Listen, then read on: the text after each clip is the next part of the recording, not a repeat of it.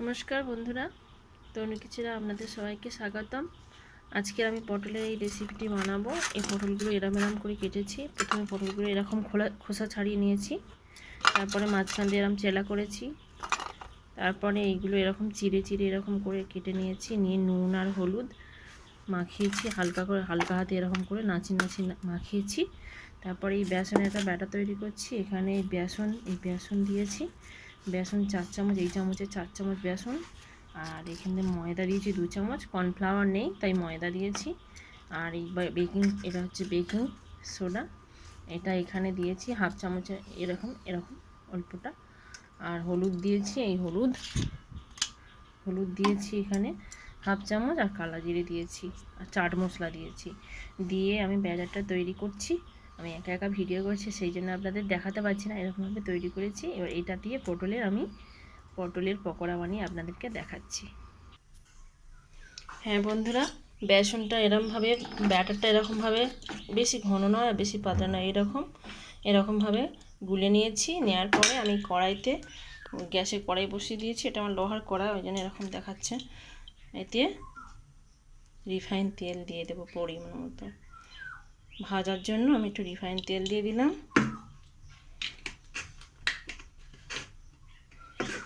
এই রিফাইন তেলটা একটু গরম হয়ে গেলে আমি ব্যাটারেতে এই পটলগুলো চুপিয়ে ভাজবো।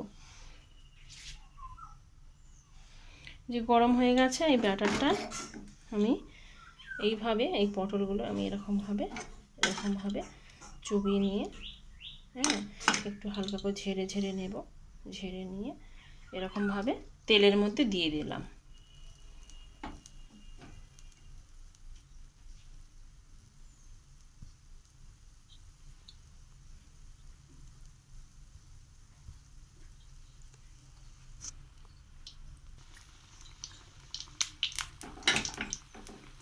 এরকমভাবে আরও এরকম 2-3টে দিয়ে দিলাম।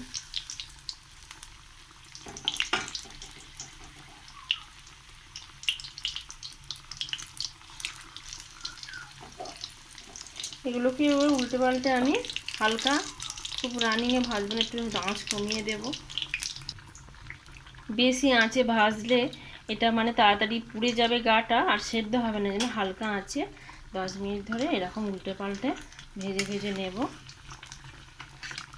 এইভাবে ভেজে নেবেন বন্ধুরা, কত সুন্দর লাগবে। আপনারা খেয়ে ট্রাই করে দেখবেন। যদি ভালো লাগে ভিডিওটি, তাহলে আপনারা একটু লাইক কমেন্ট করবেন এবং আমাকে সাপোর্ট করে পাশে থাকবেন, সাবস্ক্রাইব করবেন।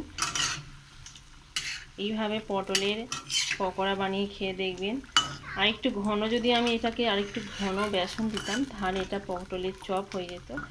আমি এটা একটু পাতলা ব্যাটার করেছি, যার জন্য এটা একটু পটলটা দেখা যাচ্ছে। এইভাবে ভাজলে পটলটা খেতেও সুন্দর লাগবে। লাস্টে এর উপরে বিট নুন ছড়িয়ে দেবেন, দিলে দেখবেন কতটা সুস্বাদু হয়। ভাজা ভাতের সাথে একদম জমে যাবে, আর মুড়িতেও খাওয়া যাবে। শুধুও খেতে বাচ্চারা খুব পছন্দ করবে। যারা পটল খায় না তাদের এইভাবে রেসিপি করে আপনারা খাওয়াবেন, অবশ্যই তারা খাবে। আমার পটলটা দেখুন ভাজা হয়ে গেছে, পকোড়াটা রেডি হয়ে গেছে। আমি আরেকটা পেঁয়াজ বসিয়ে দিয়েছি, এই যে কড়াইতে হচ্ছে। এরপরে গরম আপনারা ভাতের সামনে মুড়ির সাথে শুধু সার্ভ করবেন, বিট নুন ছড়িয়ে, আরও সুন্দর লাগবে।